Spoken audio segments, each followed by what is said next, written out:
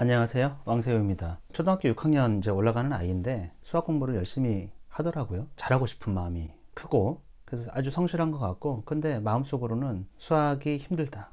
공부하는 게 힘들고 안 풀린 문제가 있고 그래서 좀 부담이 많이 되고 이런 상태인데, 수학이라는 게 도대체 무엇이기에 이 아이가 잘하고는 싶은데 어떻게 해야 되는지 잘 모르는, 그래서 더 열심히 하려고 하는데 힘든 거예요. 그래서 확인해 보니까 문제집을 여러 권 풀더라고요. 초등학생 연령의 아이들이 하는 게 중학교 과정의 문제를 여러 권에 걸쳐 가지고 수준별로 또 푸는 거예요. 선행을 해야 된다는 얘기도 있고 또 심화를 해야 된다는 얘기도 있고, 그것도 어려운 문제를 꾸준하게 풀어야, 그래서 푸는 힘을 길러야 뭐 나중에 1등급을 할 수 있다, 이런 얘기를 자꾸 하니까 이 속에서 이제 혼란이 있는 것이고, 인생이라는 거를 또 인간이 무엇인지, 이 삶이 무엇인지에 대해서 조금 깊이 있게 생각해 보자고요. 늘 한 학년 한 학년 학교 생활을 생각하면 1년이라는 게 굉장히 중요한 것 같고 뭔가 빨리 해야 될 것 같고, 근데 인생은요, 누가 언제 먼저 갈지를 몰라요, 진짜로. 그리고 얼마나 살지도 모르고 꼭 그 해에 뭔가 있다라는 것이 사실은 굉장히 인위적 장치거든요. 지금의 우리 교육 시스템도 마찬가지지만 좀 자유롭게 생각할 수도 있어요. 어려우면 천천히 가도 된다. 여러분이 높은 산,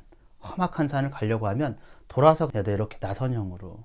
가파르게 초기에는 올라갈 수 있을 것 같고 꾸준하게 할 수 있을 것 같지만 반드시 사고가 납니다. 반드시 포기하게 돼요. 아이들 마음속에 힘들고 어렵다, 그 상태를 계속 유지하고 갈 수가 없다라는 거예요.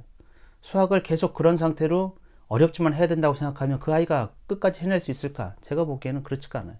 하는 애들은 늘 자기가 성취감을 느끼고 할만하다고 느끼는 상태에서 조금씩 더 가는 거예요. 스스로 할만하다고 하니까 가는 것이지, 그게 사람마다 다릅니다. 근데 어렵다고 느끼는데 이런 거는 결국엔 포기하게 되고 사고가 나요. 사고가. 성취감도 훨씬 없을 수밖에 없어요. 왜냐하면 조금씩 알아가면서 성취를 느끼고 아는 것에서 성취를 느끼는 것이에요.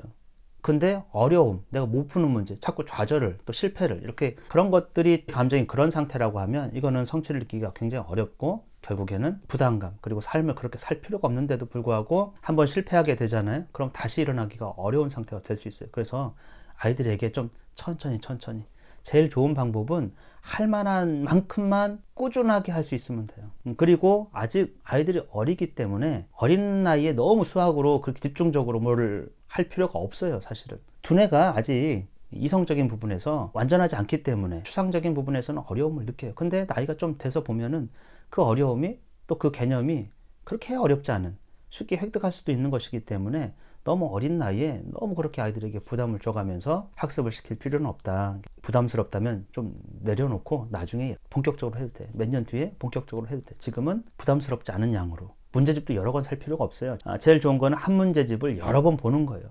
그리고 나서 할만하면 좀 어려운 문제 풀어볼까? 이렇게 하는 게 훨씬 더 좋다라는 거예요. 한 번에 막 세 종류, 네 종류를 푸는 게 아니고. 그래서 오늘은 좀 수학을 좀 다른 각도에서 아이들이 어렵다고 했을 때 너무 조급해하지 않도록, 결국엔 그게 포기와 실패를 자꾸 경험시킬 수 있기 때문에 자연스러운 방법으로 성취를 느껴가면서 차곡차곡 천천히, 대신 꾸준히 이렇게 가면 된다고 제가 좀 조언을 드리고 싶습니다.